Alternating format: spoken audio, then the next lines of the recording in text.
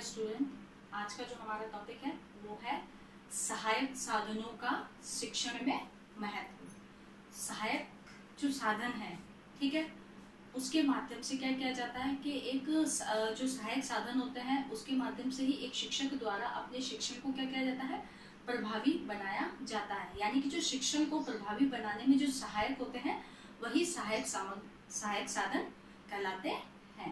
ठीक है, अब वो सहायक साधन कौन कौन से होते हैं? जो हमारा चौक है, डस्टर है, शामपट हो गया, चित्र हो गए, मॉडल हो गया, या किसी और जो अपन चौक के माध्यम से डायग्राम बनाते हैं, चित्र बनाते हैं, ये सारी चीजें जो होती है वो हमारे किसके अंतर्गत आती है? सहायक साधन के अंतर्गत आती है, जिसका प्रयोग जो है कक्षा में अध्यापक द्वारा किया जाता है अपने शिक्षण को प्रभावी बनाने के लिए। ठीक है, अब बात हो जाती है कि सहायक साधनों को भी दो भागों में बांटा गया है। अब ये जो सहायक साधन होते हैं उनमें से एक तो होता है जो प्रथम सहायक साधन। ठीक है, तो जो प्रथम सहायक साधन होते हैं उसके अंतर्गत जो आते हैं वो हमारा होता है चौक है, डस्टर है और शामपट है। ये जो है हमारा किसके अंतर्गत आता है?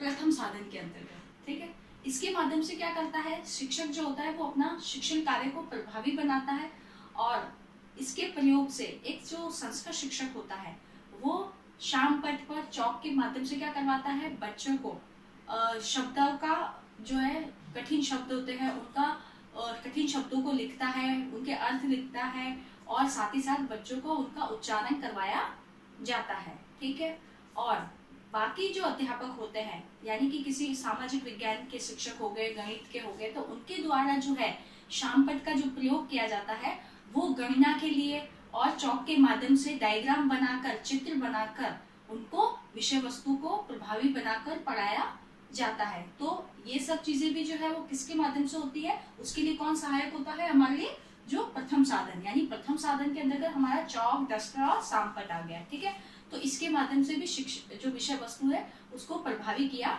जाता है और उसका प्रयोग किया जाता है। ठीक है, अब नेक्स्ट जो होता है वो है हमारा द्वितीय साधन। तो जो द्वितीय साधन जो होता है जिसके अंतर्गत आता है हमारा चित्र या मॉडल, जिसका प्रतिरूप क्या करते हो आप, दिखाकर फिर विषय वस्तु को प्रभावी बनाते हो और बालक का ध्यान अपनी ओर आकर्षित करते हो और फिर विषय वस्तु को प्रेजेंट करते हो उसके अंतर्गत। ठीक है, तो वो द्वितीय साधन के अंतर्गत आता है। ठीक है, अब द्वितीय साधन में क्या होता है कि आप जब किसी विषय वस्तु को पढ़ा रहे हो, एक अध्यापक द्वारा पढ़ाया जा रहा है, ठीक है, तो एक जो स्थिति होती है बालकों की, ठीक है, उस स्थिति से क्या होता है एक अध्यापक जो होता है वो अवगत हो पाता है। ठीक है, तो बालकों की स्थिति को जानते हुए और विषय वस्तु की प्रकृति को जानते हुए एक अध्यापक की सूझ के द्वारा, ठीक है, किस मॉडल का प्रयोग किया जाना चाहिए, किस चित्र का, किस डायग्राम का प्रयोग किया जाना चाहिए, जिसके माध्यम से वो क्या कर सके कि भाई अपनी विषय वस्तु को सरल और प्रभावी बना सके, ताकि वो क्या है बच्चे को सरलता से समझ में आ सके विषय वस्तु। इसके लिए वो क्या करेगा, अपनी सूझबूझ से अपनी विषय वस्तु को सरल बनाने के लिए उसमें चित्र और मॉडल का प्रयोग करेगा। तो चित्र और मॉडल का जो प्रयोग किया जाता है वो किसके अंतर्गत आता है? द्वितीय साधन के अंतर्गत आता है, जिसमें क्या करता है कि बालक को समझाने के लिए एक अध्यापक क्या करता है, अगर उसे किसी विषय वस्तु को समझाना है तो वो उसका मूर्त रूप दिखाएगा उसे, ठीक है, उसका पूरा डायग्राम दिखाएगा, मॉडल दिखाएगा और उसके माध्यम से बच्चों को पढ़ाता जाएगा। और साथ ही साथ अगर वो किसी बालक को कोई मानव शरीर दिखाकर उससे ये कहे कि फिर आप ये बताओ कि भाई इसमें जो है मानव शरीर के क्या क्या अंग होते हैं, किस बॉडी के पार्ट्स को क्या कहा जाता है, ये सारी चीजें जो होती है वो कैसे सिखाएगा? जब वो उसका मॉडल उसके सम्मुख क्या होगा, उपस्थित होगा। तो बालक क्या है उस मॉडल को देखकर बालक जो है उसकी ओर आकर्षित भी होंगे और साथ ही साथ में विषय वस्तु को प्रभावी ढंग से जो है वो सीख भी पाएंगे। ये सब जो होता है वो किसके अंतर्गत आता है?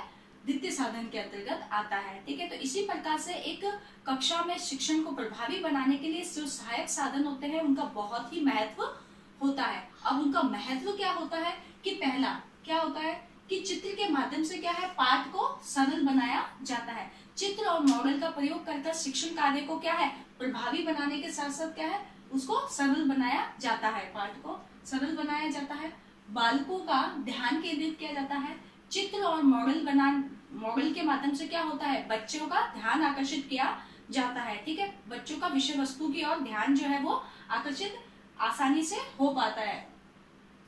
देखने का प्रभाव सुनने की अपेक्षा अधिक पड़ता है। ठीक है, बालकों को क्या है, सुनने की अपेक्षा जब किसी वो चित्र या मॉडल को देखकर सीखते हैं तो उसका प्रभाव ज्यादा अधिक होता है। मतलब एक तो केवल लेसन ऐसे ही पढ़ाया जाता है तो उसे सुनकर जो ज्ञान अर्जित किया जाता है वो इतना प्रभावी नहीं रह पाता, जितना कि क्या होता है, देखकर, किसी डायग्राम को देखकर पढ़ना जो है वो ज्यादा प्रभावी माना जाता है।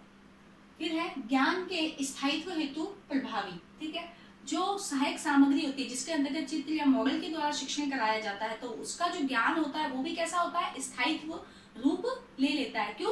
क्योंकि बालक क्या है, उसका प्रतिरूप देखता है, सामने जब उसका मूर्त रूप देखता है और उसके माध्यम से उसको शिक्षण कराया जाता है तो वो ज्ञान क्या होता है, स्थिर हो जाता है। क्योंकि बालक क्या है, उस मॉडल को, उस विषय वस्तु को जो जान रहा है, उसका मॉडल, उसका प्रतिरूप भी उसके सामने उपस्थित होता है, तो बालक उस विषय वस्तु को सुनने के साथ साथ उसे देखता भी है, इसीलिए उसका ज्ञान कैसा हो जाता है, उसमें स्थायित्व रूप ले लेता है। ठीक है, नेक्स्ट होता है कम समय लगता है। ठीक है, जब सहायक साधनों का प्रयोग किया जाता है और सहायक साधनों के माध्यम से विषय वस्तु को प्रस्तुत किया जाता है तो उसमें क्या होता है, कम समय लगता है। अगर आप विषय वस्तु को ऐसे ही पढ़ाकर समझाते हो तो उसमें बहुत समय लगेगा, और अगर आप किसी चित्र के माध्यम से, किसी मॉडल के माध्यम से विषय वस्तु को प्रस्तुत करते हो तो उससे आपका जो समय है वो भी कम लगेगा और आप अपने शिक्षण को प्रभावी बनाकर प्रभावी ढंग से बालकों तक पहुंचा सकोगे और बालक जो है वो उसे सरलता से ग्रहण कर पाएंगे।